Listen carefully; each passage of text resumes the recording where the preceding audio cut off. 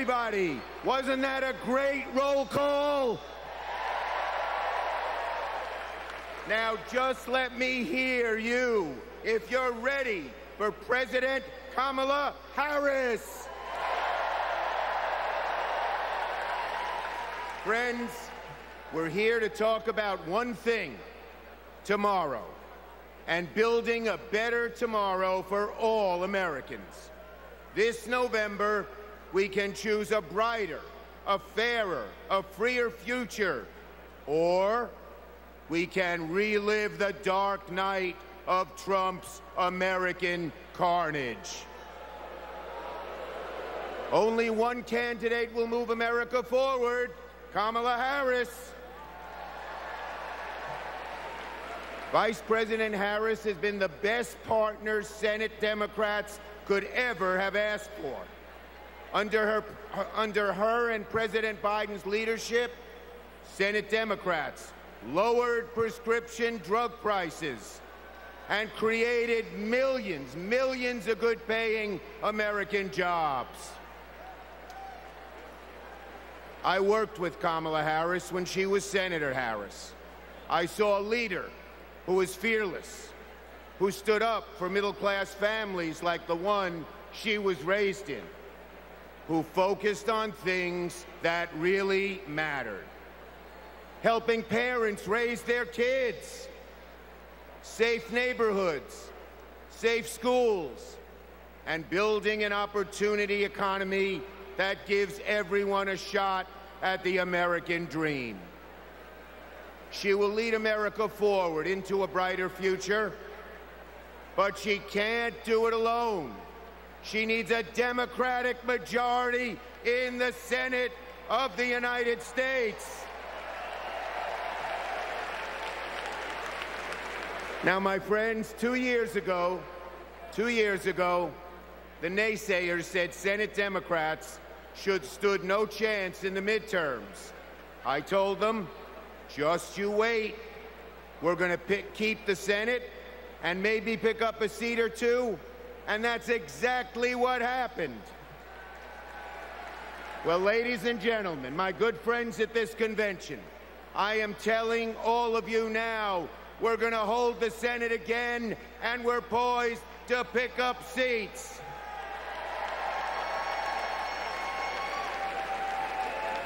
A Democratic majority to create good-paying jobs and lower costs, to defend a woman's right to choose, to deliver for communities back home.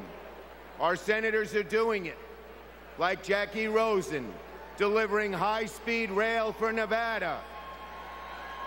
Jon Tester, bringing high-tech jobs to Montana. And Bobby Casey and Sherrod Brown and Tammy Baldwin and Martin Heinrich fixing bridges in Pennsylvania and Ohio and Wisconsin and New Mexico. We also have amazing candidates.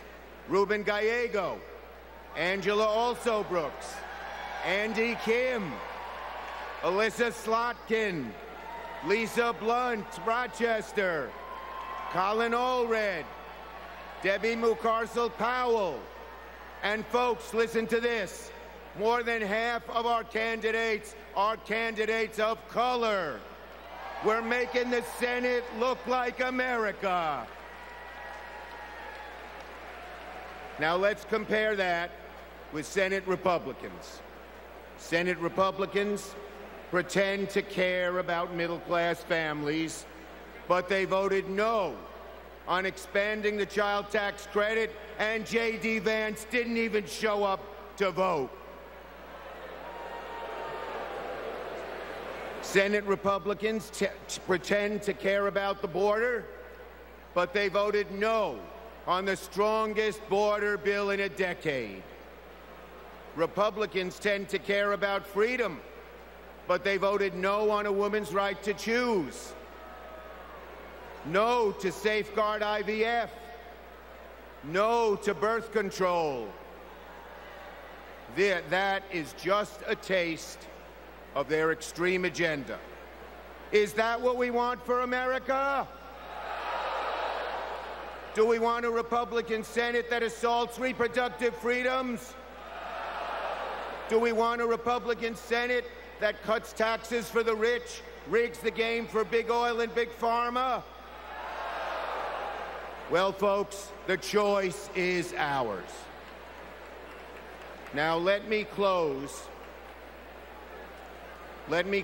on a personal note. As the highest-ranking Jewish elected official in American history,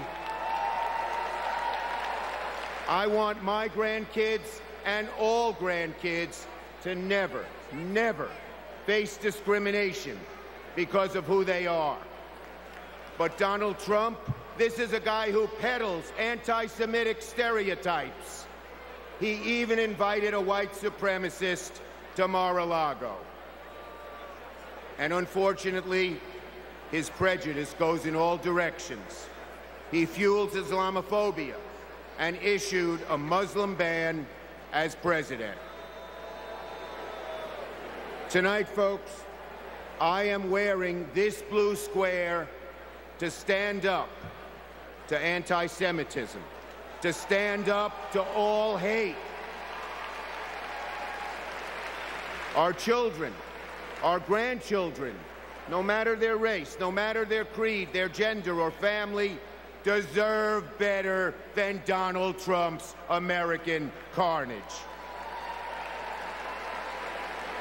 So, are you ready to make sure Donald Trump never, ever gets near the White House again? So let's elect Kamala Harris, Tim Walz, and a Democratic majority in the Senate and keep the torch of freedom burning bright for generations to come. On to victory in November.